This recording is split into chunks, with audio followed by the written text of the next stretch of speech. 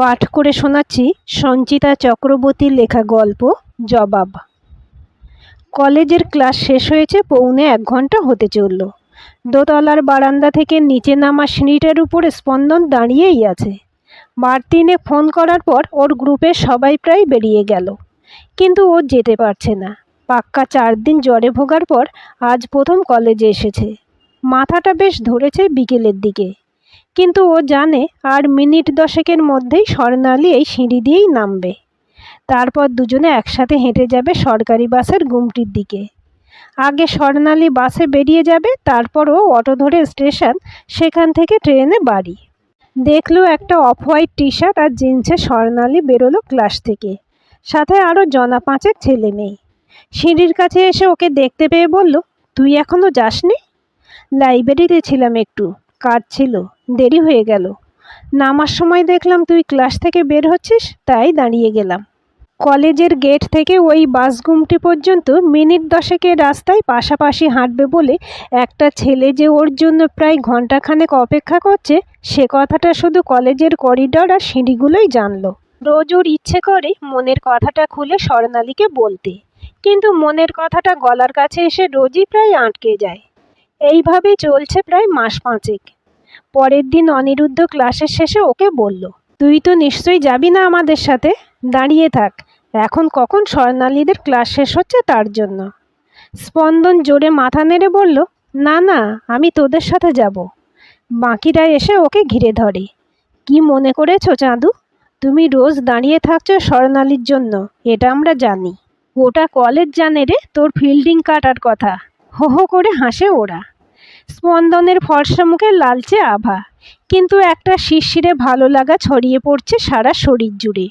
ও তো চেয়েছিল ওর সাথেই স্বর্ণালীর নাম জড়াক। অনন্যা ওর পিঠে জোরসে একটা থাপড় মেরে বলল, শুধু বাসেই তুলবি নাকি নিজের মনের কথাটাও বলবি? স্পন্দন ওদের কাছে আর লুকলো না, বলল, বলতে চাই, কিন্তু ওর সামনে ওই কথাটা বলবো ভাবলেই সব কিছু কেমন গুবলিয়ে যায়। অনিরুদ্ধ বলল, আচ্ছা একটা কথা বল, তোরা স্বর্ণালী নিশ্চয়ই বোঝে যে তুই ওকে পছন্দ করিস? বুঝবে না কেন, নিশ্চয়ই বোঝে। মেয়েদের 6 সেন্স এসব বিষয়ে খুব প্রখর হয়, অনন্যা উত্তর দেয়। মনে মনে আশান্বিত হয় স্পন্দন। তাহলে ও যদি সবটা বোঝার পরও ওর সঙ্গেই রোজ হাঁটতে রাজি থাকে, তার মানে হয়তো স্বর্ণালীও মনে মনে ওকে পছন্দ করে। পায়েল বলে, কে কি বুঝলো তার উপর নির্ভর করিস না স্পন্দন, তোর কথা তুই সরাসরি যতটা তাড়াতাড়ি সম্ভব ওকে জানিয়ে দে। তোর পাখির পিছনে কিন্তু ইউনিয়ন রুমের এক বড় দাদা অনেক দিন ধরেই হাত ধুয়ে পড়ে আছে, আমি ওদের একসাথে বাইকে দেখেছি। ওরা বেরিয়ে যায়। স্পন্দনের চোখ দুটো কেমন জ্বালা করতে থাকে। পায়েলের কথাটা কি সত্যি? আজ রাস্তায় স্বর্ণালীকে জিজ্ঞেস করতে হবে অরুণাভদার কথাটা। কি রে, তোর ক্লাস তো সেই কখন শেষ হয়েছে, আজও তুই লাইব্রেরি ছিলিস নাকি? স্বর্ণালীর কথাই সম্বিত ফেরে স্পন্দনের। বলে, একটু তাড়াতাড়ি আয় তো, কিছু কথা আছে। তুই দাঁড়া, আমি আসছি। পিছনে দাঁড়িয়ে থাকা আরও গোটা 4 ছেলে মেয়ের দিকে এগিয়ে যায় সে। ওদের মধ্যে একজন বলে, এই ছেলেটা রোজ তোর জন্য কতক্ষণ দাঁড়িয়ে থাকে সেটা তুই জানিস? ব্যাগে ডিমির খাতাটা ভালো করে ঢোকাতে ঢোকাতে স্বর্ণালী বলে, আমার সব জানা আছে। ও, তার মানে মিয়া বিবি দুজনেই রাজি? রিমি চোখ টিপে হাসতে থাকে। ওহো শিট ইয়ার, নাথিং লাইক দ্যাট। ওরা বলে, তুই ছেলেটাকে লাইক করিস না? স্বর্ণালী কাঁধ ঝাঁকায়, বলে, মোটেই না। তাহলে যাস কেন রোজ? যাই কারণ তোরা সব উল্টো দিকে যাস, ও না গেলে ওই লম্বা রাস্তাটা আমায় একা যেতে হতো। রিমি বলে, ও ওখান থেকে বাস ধরে না, সেটা তো জানিস। স্বর্ণালী বলে, এই তোরা থাম তো, আমি কোনো মফস্বলের ক্যাবলাকান্তের প্রেমে পড়তে চাই না। যা চলছে চলতে দে ভাই। বন্ধুরা থেমে যায়। রিমি বলে, আমার কেন জানি না মনে হচ্ছে স্বর্ণালী অরুণাভদাকে লাইক করছে। পিয়াল বলে, স্বর্ণালীকে তো আর 2 দিন দেখছি না, ওকে আমার খুব ভালো করে চেনা আছে। অরুণাভদার পাওয়ার পয়সা ফেলে ও স্পন্দনের দিকে কোনো মতেই তাকাবে না। গেটের কাছে প্রায় 20 মিনিট অপেক্ষা করার পর স্বর্ণালী আসলো। স্পন্দন আর ও পাশাপাশি চলতে থাকলো। বেশ কিছুক্ষণ এটা সেটা বলার পরে স্পন্দন ওকে বলল, তোকে অনেক দিন ধরেই একটা কথা বলবো বলবো ভাবছি, কিছুতেই বলে উঠতে পারছি না। অরুণাভ দা কি তোকে ডিস্টার্ব করছে? না না, ডিস্টার্ব করবে কেন? ও ভীষণ পোলাইট একজন মানুষ, সবার সাথেই মিষ্টি করে কি সুন্দর কথা বলে। জানিস, ও কত বড় বড় নেতাদের সাথেও কথা বলে। আমার সঙ্গে দুজনের আলাপও করিয়ে দিয়েছে। স্পন্দন বোঝে কিভাবে যেন অরুণাভদা ধীরে ধীরে ওর প্রতিপক্ষ হয়ে উঠছে। স্বর্ণালী ওকে শুনিয়ে চলেছে কত জোরে ওকে বাইকে বসিয়েই চালাতে পারে সে। জিম করে কি দারুণ বডি বানিয়েছে। স্পন্দন পকেটে থাকা ছোট্ট চিরকুটটা খামচে ধরে। ওতে লিখে এনেছিল ওর মনের কথা। একবার ভাবে দৌড়ে পালিয়ে যায়, তারপর নিজেকে যতটা পারে স্বাভাবিক রেখে ঘুমটি অবধি হেঁটে চলে। পরের দিন পায়েলরা আবার ওকে ঘিরে ধরে। কিরে, বলতে পারলি? চোখ নামায় স্পন্দন। আর সেই চিরকুট? অনিরুদ্ধ জানতে চায়। এই প্যান্টের পকেটেই ছিল না? তারপর ওর পকেটে হাত ঢুকিয়ে নিজেই বার করে আনে। হাতে চিরকুটটা নিয়ে বলে, তোর দ্বারা হবে না, আমি গিয়ে বলে আসছি। তারপর করিডোর ধরে দৌড় লাগায়। স্পন্দন ওর হাত থেকে ওটা ছিনিয়ে নেওয়ার আগেই অনিরুদ্ধ ওটা দিয়ে দেয় স্বর্ণালীর হাতে। স্বর্ণালীর ক্লাসে ছেলেমেয়েরা আর স্পন্দনের গ্রুপটার সবাই তাকিয়ে আছে তখন স্বর্ণালীর দিকে। স্বর্ণালী চিরকুটটা হাতে নিয়ে একবার খোলে, তারপর চোখ না বুলিয়েই অনিরুদ্ধদাকে ফেরত দিয়ে বলে, যার জিনিস তাকে ফেরত দিয়ে দিস। পড়বি তো একবার? রিমি বলে ওঠে। অরুণাভ দাঁড়িয়ে আছে রিমি, এক্ষুনি বেরোতে হবে, প্রায়োরিটিটা বুঝতে হবে তো। তারপর রিং হতে থাকা কলটা রিসিভ করে। আসছি আসছি বাবা, একটু দাঁড়াও, বলতে বলতে বেরিয়ে যায়। ওরা বারান্দা থেকে দেখতে পেল অরুণাভর বাইক কলেজের গেটে এসে দাঁড়িয়ে আছে। স্পন্দনের গাল দুটো লাল হয়ে গেছে। অনিরুদ্ধও বোঝেনি অপমানটা এই লেভেলের হবে। মুখটা কাঁচুমাচু করে দাঁড়িয়ে আছে। স্পন্দন ক্লান্ত পায়ে সিঁড়ি দিয়ে নামতে থাকে। মনে হয় এই সিঁড়িটা যদি ওকে পাতালে ঢুকিয়ে দিতে পারত বেশ হতো। গোটা রাত না ঘুমিয়ে কত কাটাকুটির পর চিঠিটা লিখেছিল। এখনও 3টে ক্লাস আছে, কিন্তু এখন এখান থেকে বেরোতে হবে। কলেজের গেটের দিকে হাঁটা লাগায় ও। অনিরুদ্ধ রিমিকে বলে, কেউ প্রপোজ করলে রাজি হতেই হবে তা নয়, কিন্তু এইভাবে তাকে সবার সামনে হেয় করাটাও কিন্তু উচিত না। পিয়াল বলে, ভাবিস না, শুধু ওকেই অরুণাভদা বাইকে নিয়ে ঘুরছে। পায়েল সাই দিয়ে যোগ করে, কটা দিন যেতে দে, দেখ কি হয়। সময় হয়ে যাওয়াতে সবাই যে যার মতো ক্লাসে ঢুকে যায়। ধীরে ধীরে দিন কাটতে থাকে। বন্ধুরা সবাই বোঝে এলোমেলো হয়ে যাওয়া লাজুক বন্ধুটাকে ওদেরই সামলে নিতে হবে।